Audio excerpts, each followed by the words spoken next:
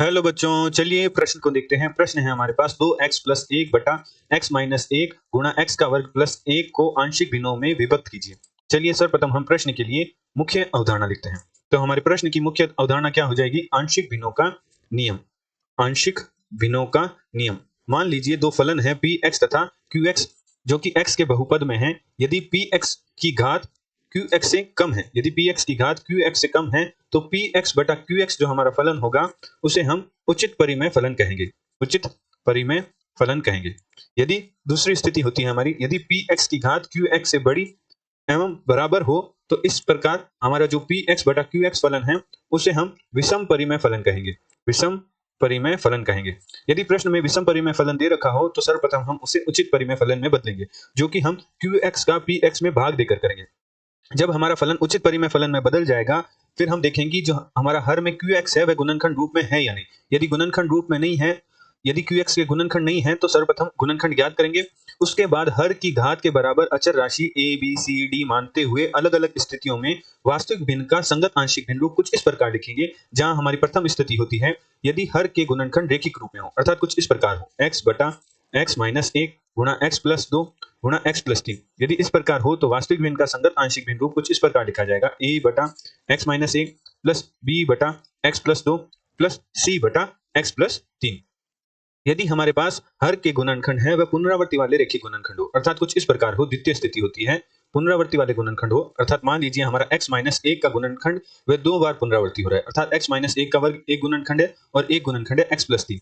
तो हम हर में कुछ इस प्रकार लिखेंगे, जो गुणनखंड पुनरावर्ती हो रहा है उसकी घात बढ़ाते हुए लिखेंगे, अर्थात x माइनस एक का वर्ग और हमारा जो दूसरा गुणनखंड था वो x प्लस तीन था। यदि यहाँ x माइनस एक का गुणनखंड तीन बार पुनरावर्ती हो रहा होता तो हम लिखते x माइनस एक का वर्ग x माइनस एक का घन, और हमारा अंश में वही अचर राशियां a b c आती। हमारे पास तीसरी स्थिति होती है, जो कि होती है यदि हर के गुणनखंड द्विघात खंड में हो, अर्थात कुछ इस प्रकार हो, x बटा x प्लस एक गुणा x का वर्ग प्लस दो। जहां x का वर्ग प्लस दो का और गुणनखंड संभव नहीं है, तो इस प्रकार के गुणनखंड को द्विघात गुणनखंड कहते हैं। तो हमारा x प्लस एक, इसका गुणनखंड हर में, इसका अंश में वही अचर राशि a आएगी, परंतु गुणनखंड x का वर्ग प्लस दो के लिए हमारा अंश कुछ इस प्रकार होगा, bx प्लस c। यदि यहाँ x का घन प्लस दो एक्स दे रखा होता तो उसका अंश हो जाता, घन दे रखा होता तो एक घात कम के साथ हम अंश में लिखते bx का वर्ग प्लस cx प्लस d। इस प्रकार हम वास्तविक भिन्न का संगत आंशिक भिन्न रूप लिखते। वास्तविक भिन्न का संगत आंशिक भिन्न लिखने के पश्चात हम दाईं और जो हमने संगत आंशिक भिन्न लिखी है उसमें लघुत्तम लेकर योग ज्ञात करेंगे। चूंकि दोनों पक्षों में हर समान है, अतः अंश भी समान होंगे।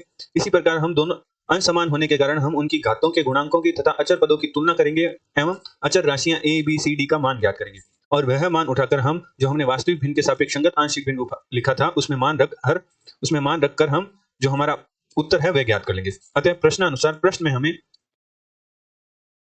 फलन दे रखा था, जो कि था 2x प्लस एक बटा एक्स माइनस एक गुणा एक्स का वर्ग प्लस एक। तो हमारा जो प्रश्न में फलन दे रखा है वह हमारा तृतीय स्थिति अनुसार है, अर्थात x का वर्ग प्लस एक का और गुणनखंड संभव नहीं है, तो वास्तविक भिन्न का संगत आंशिक भिन्न रूप कुछ इस प्रकार लिखा जाएगा, x माइनस एक के अंश में आएगा a प्लस गुणनखंड x का वर्ग प्लस एक के लिए हम अंश में लिखेंगे bx का वर्ग प्लस c।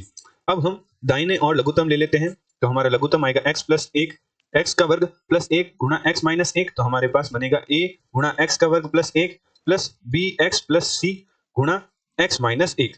तो हम दाएं और हल करते हैं, तो हमारे पास आएगा a एक्स का वर्ग plus a plus b x का वर्ग plus c x minus b x minus c, और हमारा हर में आएगा x का वर्ग प्लस एक गुणा एक्स माइनस एक, और हमारी बाईं और जो हमारा फलन है वही रहेगा। अब हम x के वर्ग के गुणांक x के गुणांक को व्यवस्थित करके लिखते हैं, तो हमारा x का वर्ग का गुणांक क्या आएगा, a प्लस बी।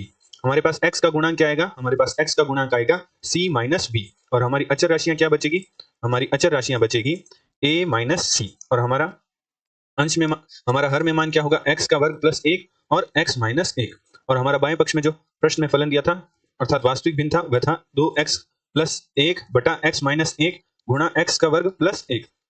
अब हम चूंकि दोनों पक्षों के हर समान है, अतः अंश भी समान होंगे, अतः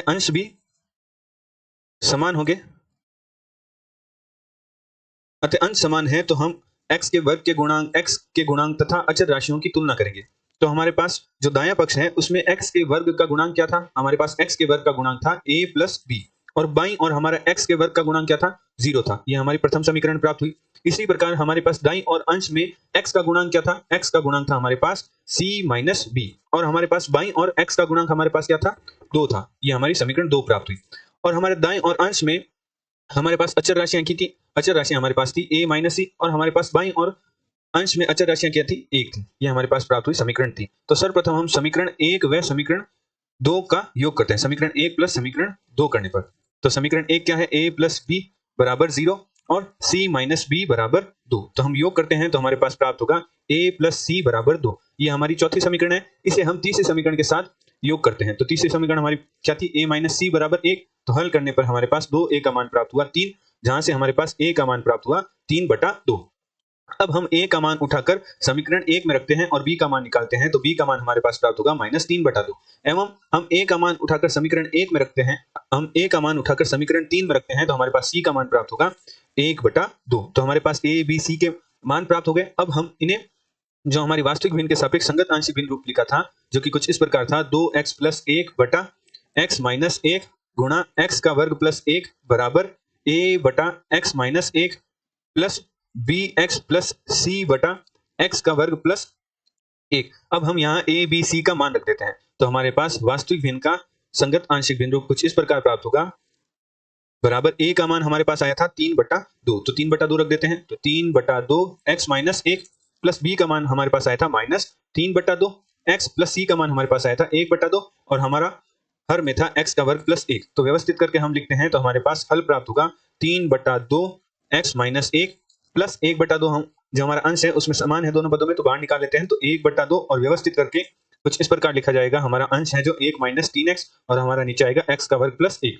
तो हमने जो प्रश्न में हमें वास्तविक भिन्न दे रखा था 2x प्लस 1 बटा x माइनस 1 गुणा x का वर्ग प्लस 1 का संगत आंशिक भिन्न रूप हमें प्राप्त हुआ 3/2 x minus 1 plus 1/2 1 minus 3x बटा x का वर्ग प्लस 1। आशा करते हैं आपको प्रश्न का हल समझ आया होगा। धन्यवाद।